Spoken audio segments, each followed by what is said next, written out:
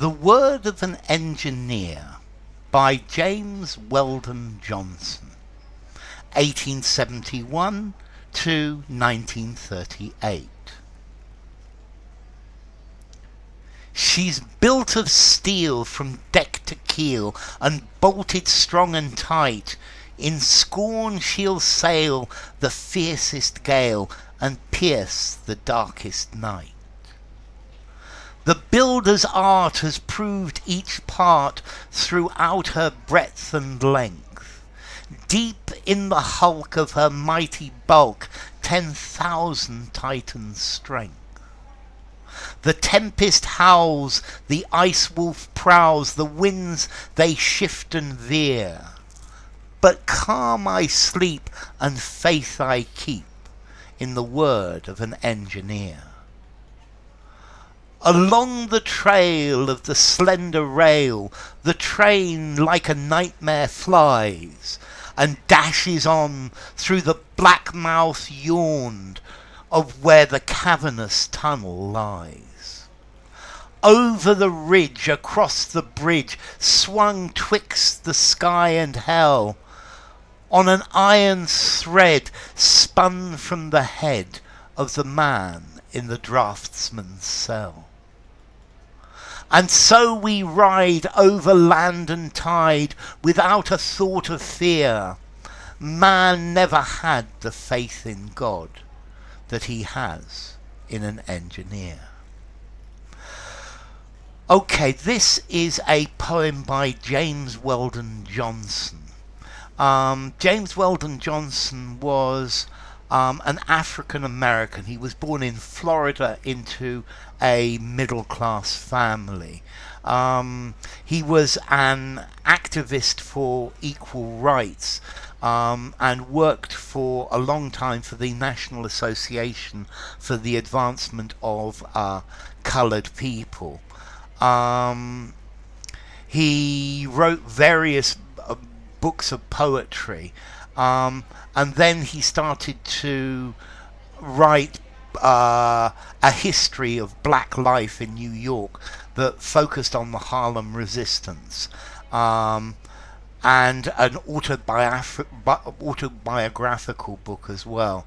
And he argued that the only viable solution for the racial problems in the United States was integration. There was no other way, and I think he was perfectly right.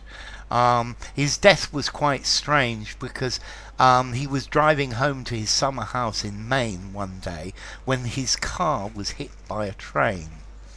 I wonder. Okay, so what's this poem about? The Word of an Engineer. Well, I think in some ways this is saying that God is the engineer of the world that we live in. That we trust the engineers. An engineer who builds a machine, who builds a car, who builds a great big ship. Yeah, we trust this. We have much more faith in an engineer than in God.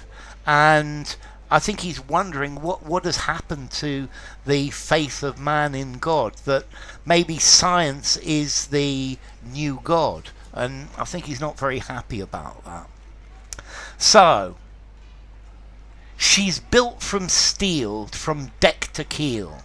So this is a ship, and the ship is made from steel, from the deck to the keel, to the bit along the bottom of the ship, and bolted strong and tight. The bolts are strong, and the bolts are tight.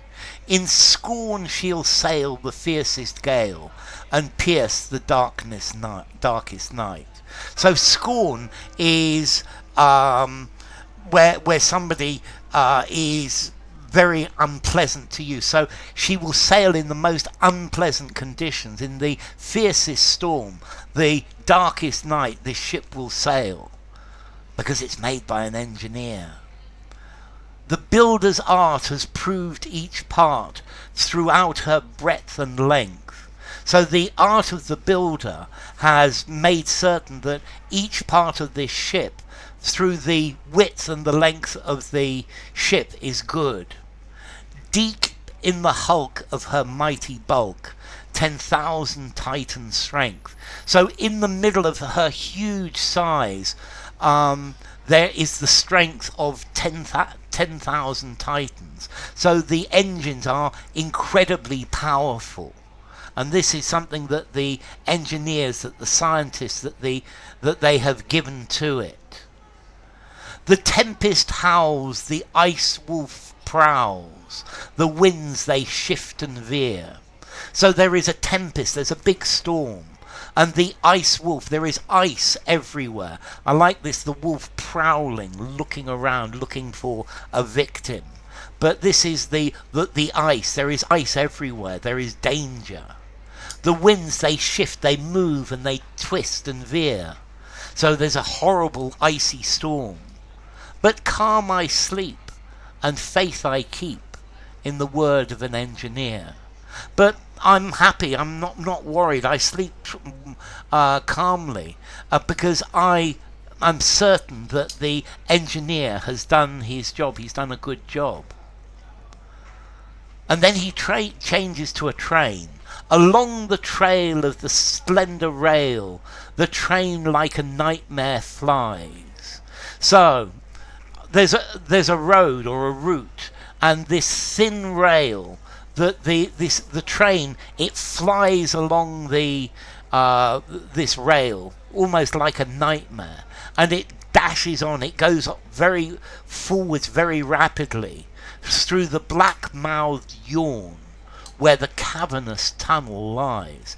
So there's a tunnel that goes through the mountain, and it's got a mouth that's yawning open, and the train just dashes through this tunnel. And we're not afraid. We're certain that the engineer has got it right.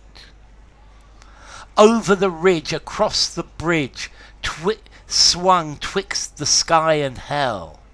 So this train comes over the bridge, and it goes across a bridge which is swinging between hell, the earth, and the sky.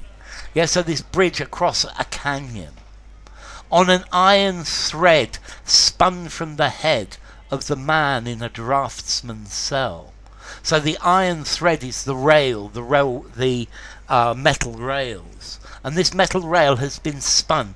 Normally you spin wool or you spin yarn to make textile. You have a spinning wheel and you make thread from it. But in this case, it's a lovely metaphor that the iron rail has been invented from the head of the man in a draughtsman's cell. A draughtsman is a person who makes technical drawings.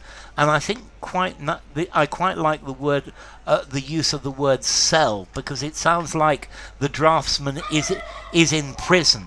That the person drawing, is the prisoner of the engineer. And so we ride over land and tide. Okay, so we travel in the train or over the sea, without a thought of fear, with not even the slightest fear. Man never had the faith in God that he has in an engineer. So man believes much more strongly in science and the ability of the engineer than he does in God. And here is his complaint that maybe man should believe in God more than he believes in the engineer. So enough. If you enjoyed the video, give it a rating, subscribe to my channel, and I will see you soon. Bye for now. The Word of an Engineer by James Weldon Johnson.